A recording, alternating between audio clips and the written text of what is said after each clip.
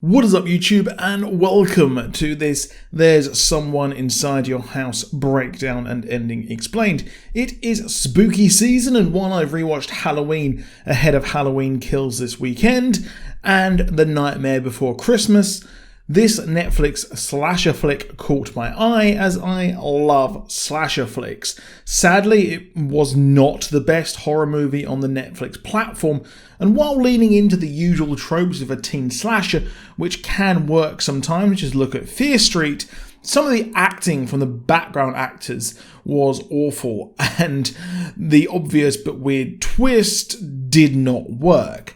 Now, it's based on the book of the same name by Stephanie Perkins, which was released in 2017. The book and movie follow Makani, a transfer student in a small town a world away from Hawaii, and every student here has a dirty little secret. She's had to move after actually pushing a girl by accident into a fire as part of a sort of hazing ritual gone wrong. She lives with her grandmother and no one knows what really happened here. However, a year after arrival, a villain who prints masks of his victims and wears them kills a football player, which ripped through the community and really did kind of affect everyone. I did like the premise of the killer as they reveal the secrets the victim had as the deaths rise up, but the villain was very, very obvious in my opinion. We open with a football player being killed and his secret being exposed as he was complicit in a hazing ritual, but soon after, one of the girls who kind of does a talk in the lunchroom and backs one of the LGBTQ plus IA people who's part of Makani's group without even asking for it, is actually killed. She's exposed as being a massive racist doing a right-wing podcast and is then subsequently killed. Now, Makani's grandmother has some sort of degenerative mind disease and provides some jump scares which throws us off the scent, which felt a bit off to me, to be honest. Over the course of the movie, Makani is concerned that her secret would be exposed, that she pushed someone into a fire, as her fuck buddy is thought to be the murderer due to his reputation of being an absolute psycho, which goes to show that the reputations are never really true. Slowly the bodies mount up and we get a Scream-style scene where one of her friends, Zach, hosts a party where people expose their secrets hoping to never be killed, but oh boy, was the acting bad. Now, Zach is hated in town due to his father and his family's name, but we never really get much expectation or explanation. It's just, a small town beef made large due to the size of the town.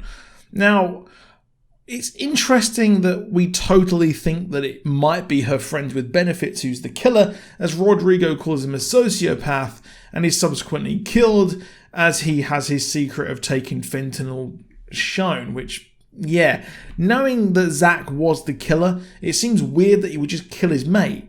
He drives out with Makani to a cornfield and it's implied that he ran a background check on her, and seeing as he had access to a taser and all the secrets, then he could easily be the killer. However, Makani starts to be framed as the killer does kill someone in front of her, and, well, we have the whole thing with Zach's father going Jaws movie mayor, which predictably goes wrong as he says that they've got the huge cornfield maze, private security, and everything like that. But the tensions between Zach and his father were shown early when he gets let out of jail, and it's obvious that he really doesn't like his father, and we have that whole typical burnout kid and rich expectations of a father. Now, they go there when the whole cornfield starts burning and they expect to find the killer. Now there, they find Zach's father as the next victim, as, well, that makes sense. He is incredibly hated, and I'm sure that he has a lot of dodgy dealings going on in town. Now, the twist was absolutely predictable as it is silly, as Zach did reveal some secrets at the party, but he had no motivation for killing his mate. Maybe a jock as they did bully him, and he planned on blaming Makani, hence the fire of the cornfield, as he kills his father, and a fight ensues, but he is eventually stopped.